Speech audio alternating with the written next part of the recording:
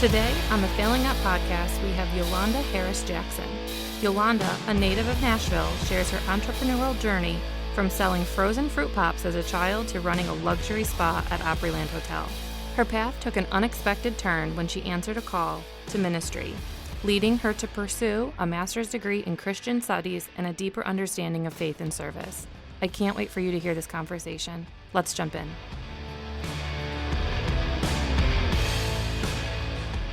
Well, we're super excited. We're excited to hear from a special guest today, but I'm Bethany Voice. I am the Vice President of Strategic Development for Level 8 Platform, and I'm here today with our normal amazing host, David Huffhaker. Hi. We're excited to be here with Excited. Failing Up, which is humble lessons in life and business. And as always, we have amazing guests who are going to share their perspective, and we're here today with Yolanda Jackson, Harris Jackson. That's right. That's right. And so we want to start with you just sharing a little bit about yourself and who are you, and tell us about your business, your life. Give us the backstory. Oh, I tell you. First of all, thank you for having me. Hi, David. Hi.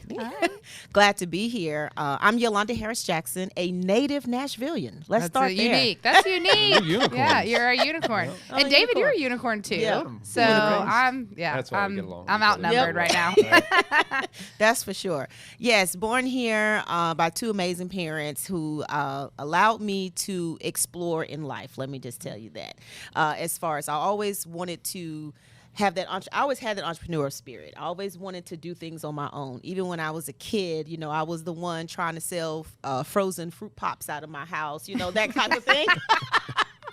I love So it just kind of carried on in that independence. And, like we're young, we always want to kind of grow up kind of fast. But I'm grateful for that opportunity and those beginnings so that when I did go to college and graduate from college, I started working at a small business. So I knew right early on that I was going to be in the beauty business. Let me just say that. That's where it all started. Yeah. That I was going to be in the beauty business. And eventually it took a turn. I was in that business 18 years. Wow. 18 years. And I would consider myself very successful in that business. I used to run what they call luxury spas. So I ran the spa here at Opryland Hotel, and that was the height of my career. But it was at that time when, about 2012, when I heard God call me into the ministry. And for those of you that may not understand or know what that is, that means that your heart is just pulling on you to do something more that's mission driven, that he just directs you on.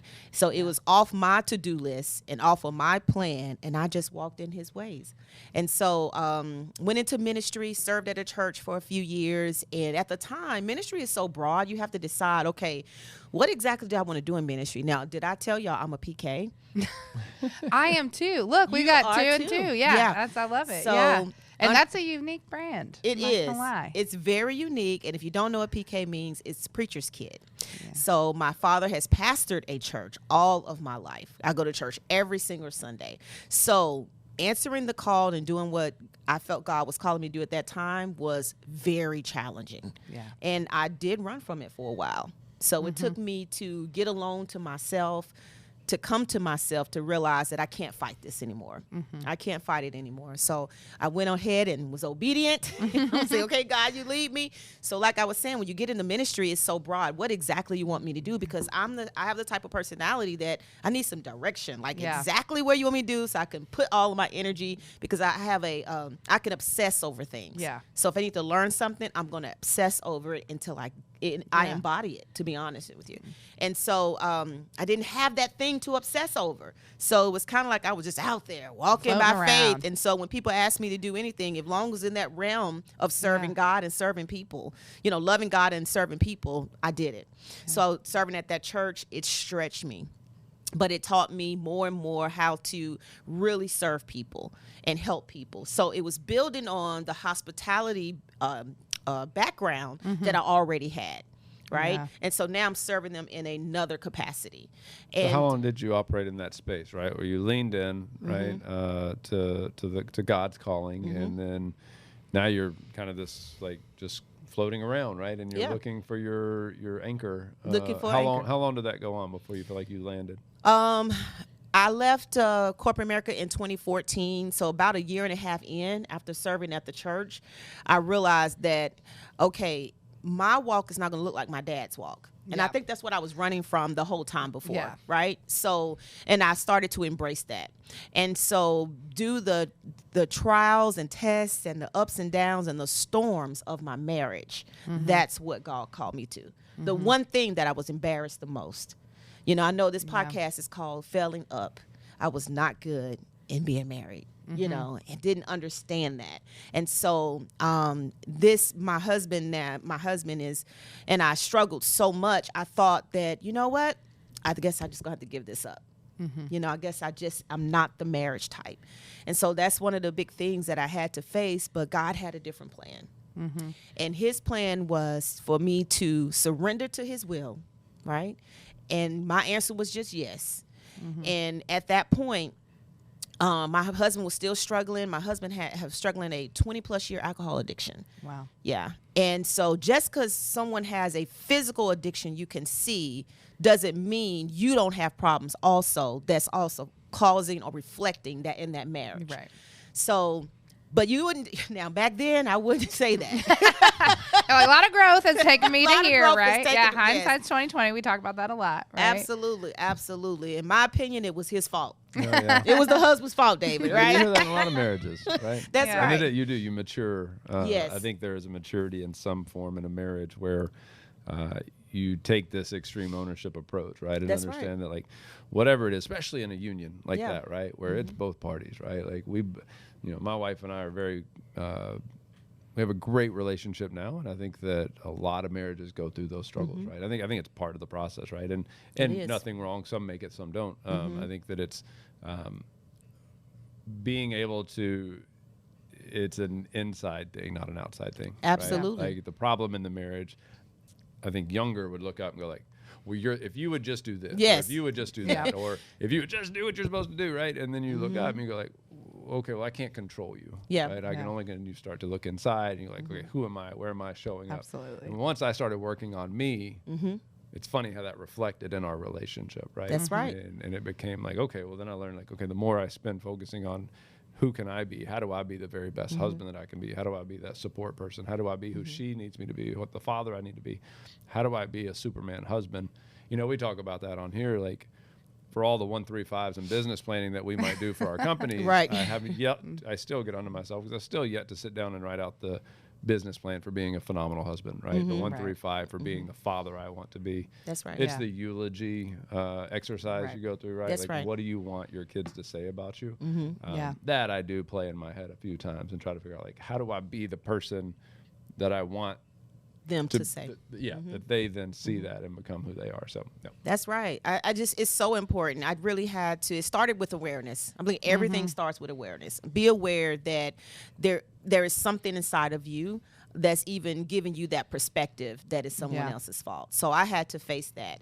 And so at the time when, God called me to the ministry, I said, okay, I'm going to go to school because I don't really know about all of this and how this works. So I actually went to school and got my master's in Christian studies.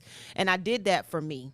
Yeah. Not to get a job, a position, or anything else, because my personality, and maybe someone out there can relate, I have a lot of squirrel moments. Squirrel, what? You want me to study? What? What the Lord said? I don't know. Let me get up. It's time to do something else. I think that's all of That's our us. whole Yeah, industry. that's our whole Yeah, industry in real estate. absolutely. Maybe it's just life in general. at Yeah. this Yeah. point. Yeah. Squirrel. But when you go to school and you get your master's, you have to intently focus, right? So it made me focus and really not only just understand God's word, really know who God is and his divine character and who he is and how I can embody that as well as apply it to my life. As the Bible says, don't be just hearers of the word, but be doers of the word as well. So that's what I was able to do. And for, I would say, 18 months is when God started working in my husband. And unfortunately, it was due a tragic motorcycle accident. So one day we were driving down, coming out of Hendersonville, and a truck hit him, right? I was able to get out of the way. I was on my motorcycle. He was in front, and another guy who had worked with me in the hospitality business was with me. And when we were coming down the highway, the truck hit him. Wow. And so that changed the trajectory of our marriage. And after 6 months of healing, God performed that miracle in our marriage. Yeah. Healed him, then healed us together. Yeah. And then that's when we started knowing that marriage ministry was what we had to do. Yeah. How long have y'all been doing that for now? I think it's really neat that y'all do these retreats and really Yes. focus on ministry through Yes. couples, right? And it's I don't even have to ask the questions because you're kind of already answering along the way. But Yeah. we talk about like the failure moments or what's happened in the past that felt like tragedy that ultimately ended up being a turning blessing. point, And, kinda, Yes. and it sounds like for you, right, that your marriage, you know, God takes you through that because had you not experienced the pain, right, had you not experienced all of what you just said, you wouldn't really be in a position to help others. That's right. And so until Absolutely. you've kind of done it and been through it, you can't sometimes, especially on that emotional of a topic, That's right. until you've experienced those pains and had to kind of navigate through it Right. yourself. You somewhat became the authority on how to lead a marriage well through Christ. That's right. And so you guys started doing this. Tell us more about that. Yeah. So after about 6 months, we realized that, hey, God has done something through our marriage. He really has healed us. We don't argue like we used to. And I used to tell people how I just stood in the gap until God worked on my husband and did whatever he had to do. Yeah. Didn't know it would come that tragically, right? Right. But thank God he is here with us, and he is disabled on his right leg. But however, we started telling our story. We started Right. writing books and speaking all over the country. And that's been a blessing. So we've been doing that since 2016. Yeah. So we host marriage retreats, conferences. We help people with premarital, and that's how I got into real estate. Premarital counseling. Really? Premarital counseling. Okay, Absolutely. so tell us that journey, right? Because we know real estate's a part of your story now Yes. too, and it's another way Yes. you minister to people.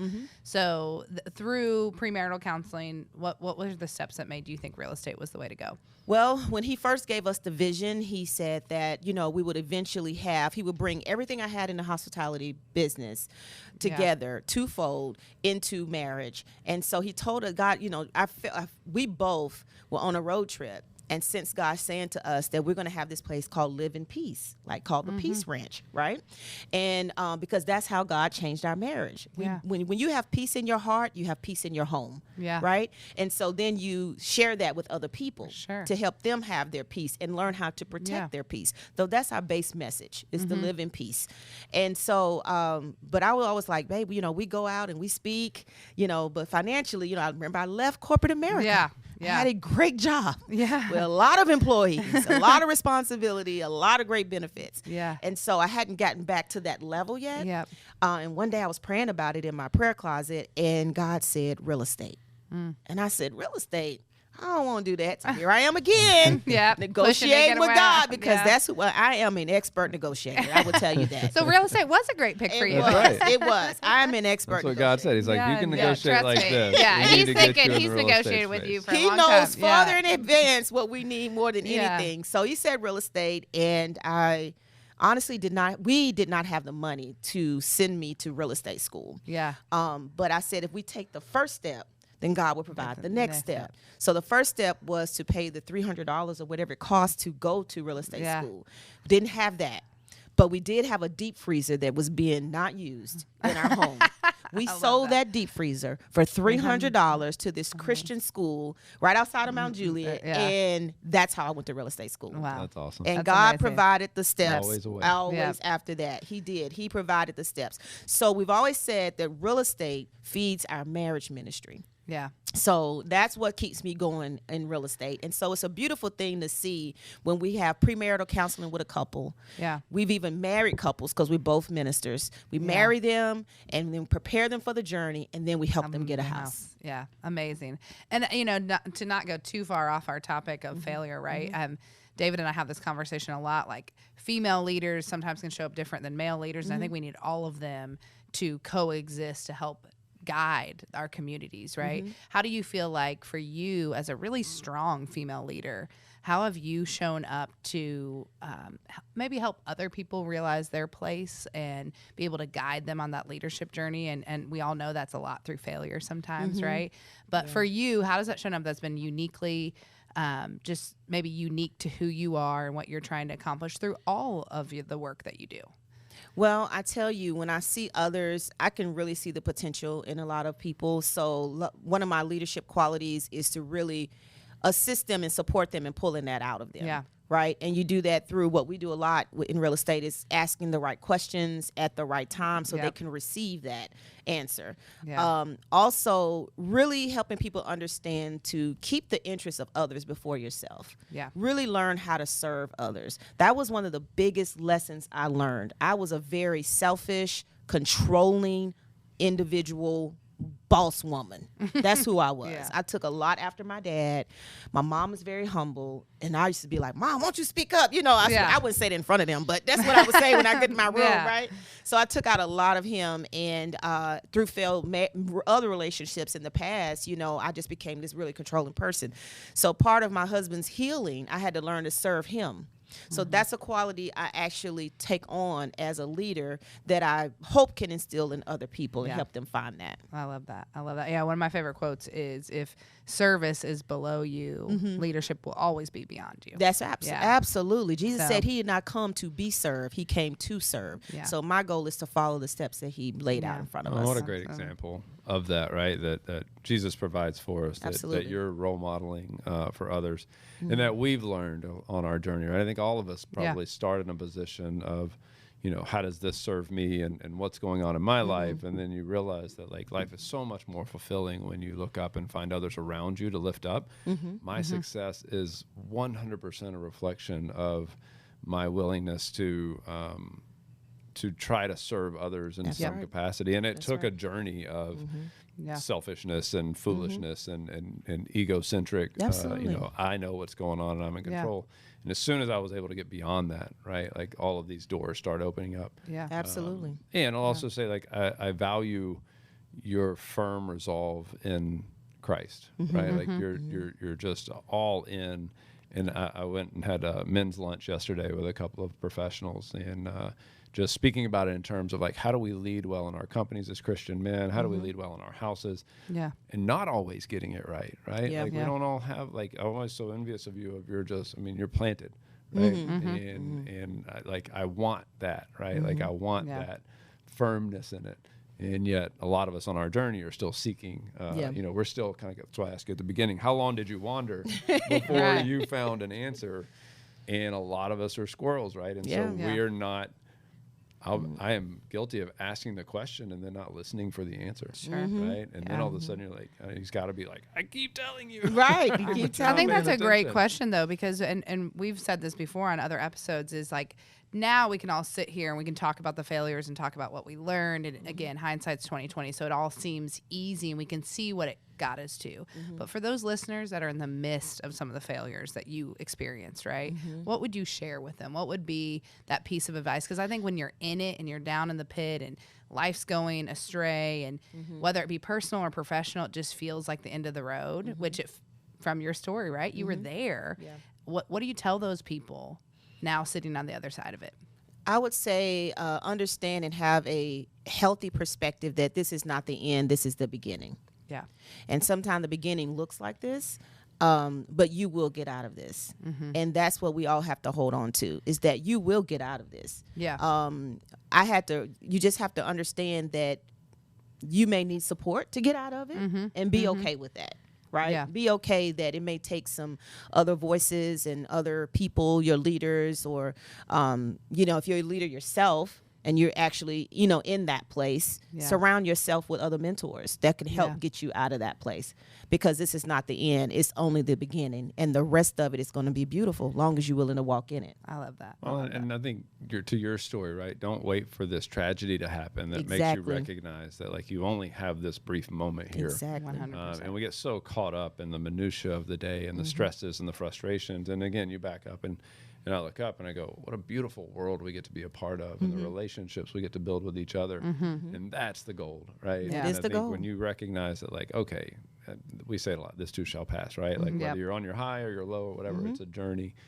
being able to show up for people in that way. So if people are listening to this and maybe they have been in a similar situation to you, or they want to reach out and hear more about your ministry or how they can connect with you, both in terms of real estate in Middle Tennessee or in terms of their faith or their marriage, what's the best way for people to get in contact with you?